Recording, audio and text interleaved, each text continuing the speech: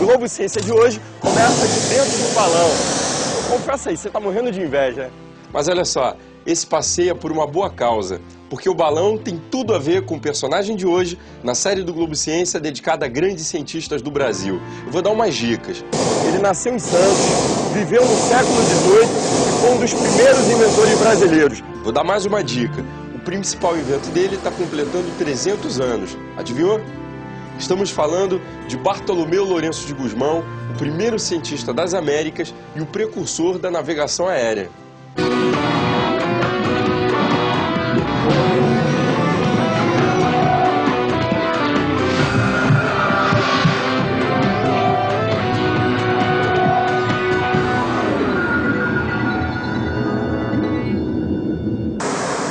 Bartolomeu de Gusmão era um poeta e, por causa de um dos seus inventos, ficou conhecido como Padre Voador. Sabe o que Santos Dumont dizia sobre ele? A vossa justiça, a toda a vossa justiça, não pode e não deve esquecer o primeiro, o precursor Bartolomeu de Gusmão, o primeiro da aviação. Também nosso, também brasileiro, ao lado do qual está o meu orgulho, que não poderá ser maior. Foi Bartolomeu de Gusmão que abriu caminho para a construção de um balão como esse aqui, ó.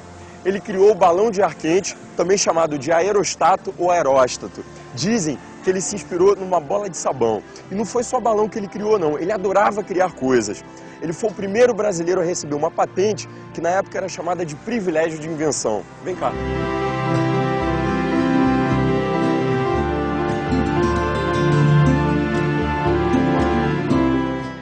Eu vou conversar com o professor Murilo Florindo Cruz Filho, aqui da Universidade Federal do Rio de Janeiro. Ele é economista, mestre e doutor em ciências e autor de um ensaio sobre Bartolomeu de Gusmão. Você é um economista. O que o fez se interessar por Bartolomeu? Bem, em 1985 eu estava lotado no Museu de Astronomia do CNPq, o MAST, e o museu ficou responsável por capitanear as comemorações dos 300 anos de nascimento de Bartolomeu. E então fizemos uma grande exposição que ficou durante meses no museu e eu escrevi e publiquei um ensaio sobre a vida e a obra de Bartolomeu, o que me levou também a continuar o estudo na medida em que as primeiras patentes brasileiras devem ser a Bartolomeu de Gusmão. Então essa união entre a economia e a ciência sempre esteve presente em minhas pesquisas e certamente foi uma grande motivação. Eu queria que você contasse um pouquinho da história dele pra gente. Bom, Bartolomeu é uma pessoa extremamente importante na história do Brasil e de Portugal, por vários motivos. O Bartolomeu tem uma importância no campo da ciência e da técnica, na medida em que ele tem muitas invenções, algumas pioneiras, como a invenção do aerostato, mas Bartolomeu tinha uma importância muito pouco explorada na literatura e na própria história, que foi a participação dele na política portuguesa, na medida em que ele e o irmão dele, muito famoso, Alexandre de Gusmão, eram criptógrafos oficiais da corte portuguesa. Criptógrafos? O que eles faziam? Em linguagem recente, eles trabalhavam também no que se chama decodificação de cifras e códigos secretos da diplomacia à época. Então eles eram uma espécie de espiões do governo, seria isso? Com certeza. E com um dado adicional, que tanto Bartolomeu quanto o irmão eram os principais do governo de D. João V. Era comum, todas as cortes internacionais, era comum que as correspondências fossem roubadas ou seguras e tentava-se então usar pessoas, não haviam equipamentos para isso, para decodificar as cifras e os códigos que todos os governos utilizavam. Vamos falar um pouco das criações dele. Quais foram os principais inventos de Bartolomeu de Gusmão? Bem, essa capacidade que eu falei rapidamente o levou desde cedo a tentar, em termos intelectuais, projetar questões naturais para a solução de problemas humanos, inventar equipamentos, etc.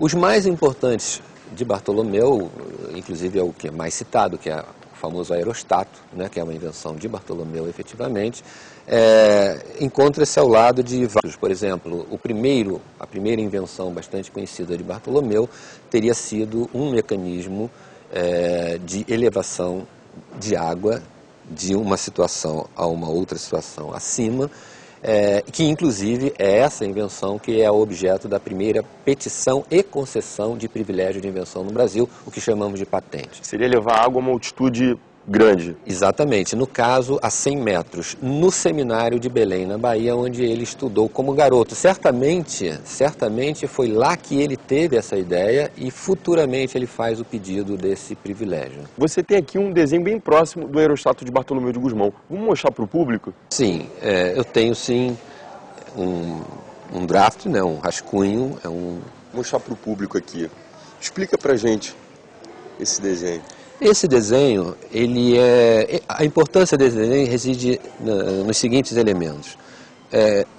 As informações contidas nesse desenho foram retiradas de depoimentos da época e de pessoas que assistiram às experiências, porque foram mais de uma experiência na ascensão do aerostato. Inclusive, ele teve como uma das testemunhas do seu invento o cardeal Michelangelo Conti, que era um italiano, que depois, em 1721, se tornou o Papa Inocêncio XIII, não foi? Uma das informações desse draft vem exatamente do futuro Papa. Me conta uma coisa, como é que foi a repercussão do invento de Bartolomeu na época na Europa? A repercussão foi imensa, nas capitais europeias circularam informes sobre essa grande ideia.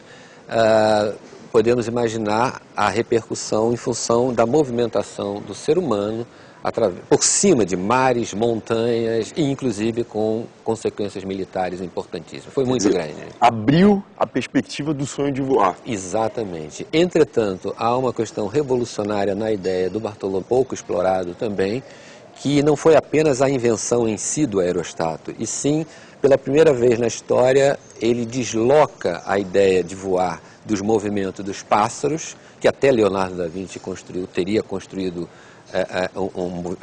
um objeto para voar como se fosse um pássaro, e ele desloca então essa ideia biônica, como se chama hoje, né, de imitação de movimentos naturais, para um movimento meramente científico, químico-físico, ou seja, ele desloca o olhar da ideia que possamos nós humanos voar. Nós não conseguimos voar, nós não temos massa muscular, nós não temos força suficiente e nem a aerodinâmica, digamos assim, que os pássaros possuem. Isso é revolucionário também. O que faz um balão voar? Como esse invento influenciou o desenvolvimento da indústria aeronáutica? Eu vou procurar um físico, mas olha só, depois do intervalo. Sai daí não, porque a gente volta já já, é rapidinho.